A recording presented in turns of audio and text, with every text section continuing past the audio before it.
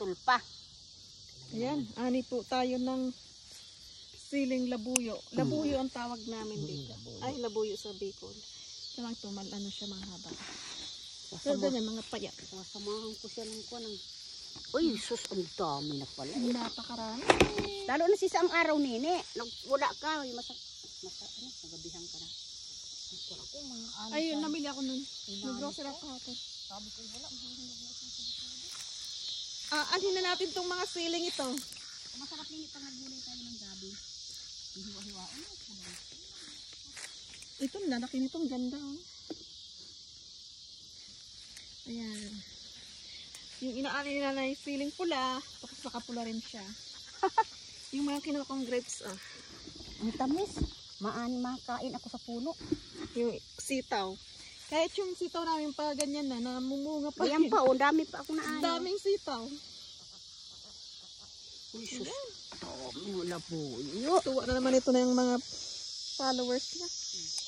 Ano, sipag naman ni nanay. O, ayan na.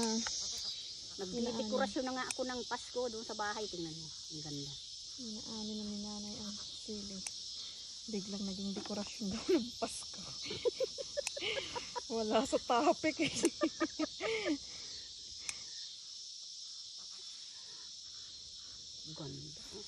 Ganda. Ay, sayang. Mali.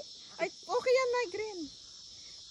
Maganda yung medyo may green pa. Makuha akong green pa. Yung ayan, may nga parang maroon. Hindi pa masyadong mapula. Ayan, nalaglag na yung isang bell pepper. Ano na din ako. Magluluto ako ng escabeche. At meron tayong bell peppers. Ang cute ng siling yan, oh. Nakatayo yung bunga. Ang dami pa yata doon, Kuan. Tilapia. So, magprito ka muna bukas. Oo. Buwa tayo ng escabeche. Masarap yung ginawa mo noon na sili. Mayroon pa tayong bell pepper doon na ini. Eh, meron pa namang mga, itong mga bell pepper na yan. Mga hinog na. Ang dami! So, kahit mainit masyado, naluluyos yung dahon. Yun yung mga bunga. Ang cute-cute ng bell pepper na ito. Kung maliit. Ang dami niyan. Huwag kayong maingay dyan. Kwak-kwak. Ganda nito. Orange na orange. Oh, parang yelo. Sobrang init ay Daming bunga. Ang gaganda.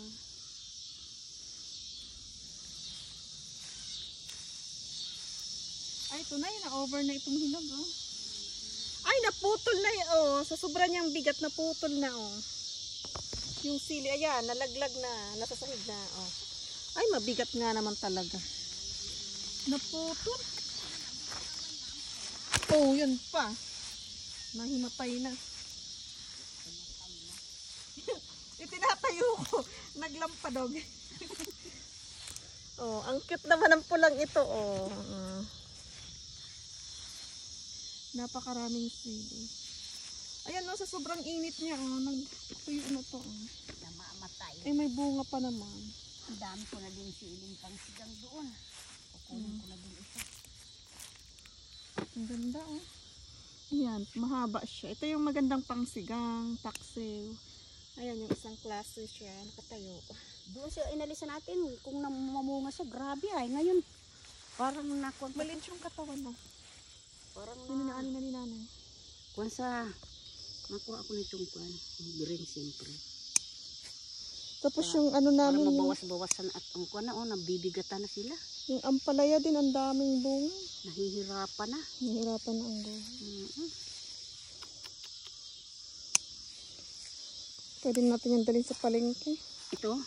At Walang palengke dito. pero itong siling labuyo, tatago natin yan at sarap. Ganda yan. Itago, punong-puno lang ang grep na. Gusto lagi itago.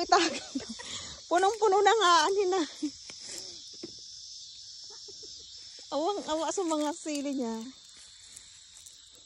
Yung isang rep na malaki, kung bakit puno ng gulay. Napuno ng sitaw. Meron ng supply sa Buong winter.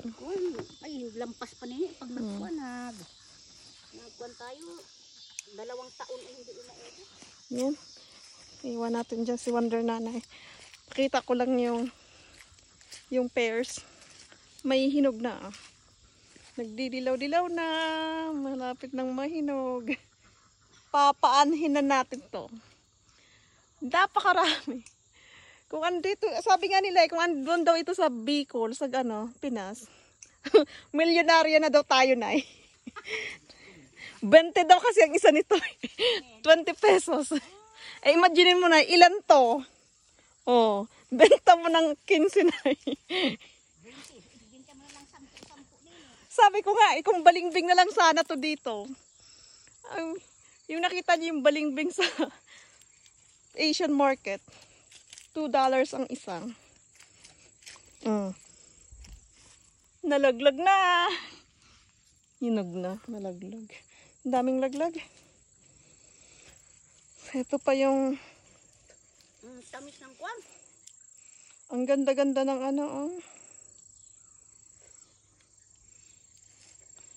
Ang palaya. Talagang tunay na bahay kubo. Kahit munti. Ang halaman doon. Na napakarami. Ayan, hindi natapos na yung pag-ani ng Hindi pa ako na hindi pa nangangalahati. ng niya, sili. Iniingatan ko at napuputol yung sanga. Babawasan ko ito. Tingnan mo naman. Parang nagsisik-sika na. Yung sili plantation ni Nana, ayan. Linya-linya yan. Ang dami na rin kamatis na mumula na. Ay, sabi ni tatay mo. Alaala si Tisay. Bigyan mo daw si Tisay. Kanakain daw niya. Ay, manguha na lang siya. Dami Ayan, magani tayo ng kamatis. Ayun yung kamatis. May sili din, namumula rin. Ayun yung tomato grapes. Malilit na kamatis. Ang dami niyan. Ay, nauubos-ubos yung na. Ay, naglaglagan na, Wala na nga. Ay, Lahat. na-overripe na, yung mga apple. Natin kayang kainin yan. Grabe, Ayan, naglaglagan na. Punong-puno yan dati. Eto na, nasa sahig na. Ay, nasa lupa na. Ay, ang dami. Mandi mo itong nasa sayang na to. Tama kami. Ayan, napakarami, Kayang kainin. Natawa Hindi natin naani. Dinala ko sana sa trabaho ko na Tikim nga tayo ng isa. Ano siya, parang siniguelas. Very crunchy. Ayan. Punas-punas dyan sa aking shorts. Ayan. Makinang na.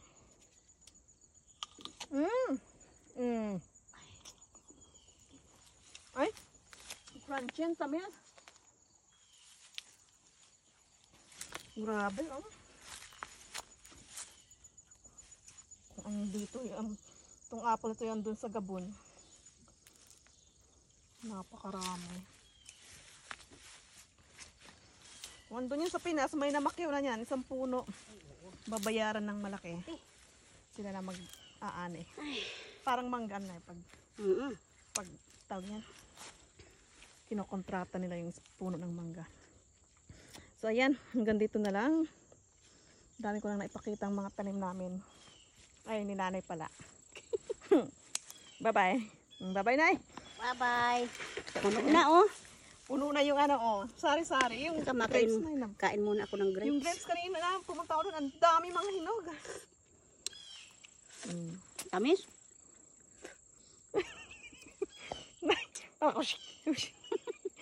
Bye-bye. Maani ako, mapunta ako doon. Sili, sitaw. At grapes. Ang ganda ng grapes kasi pagkain mo. Ang tamis. Ayun yung apple na maliit. Crunchy.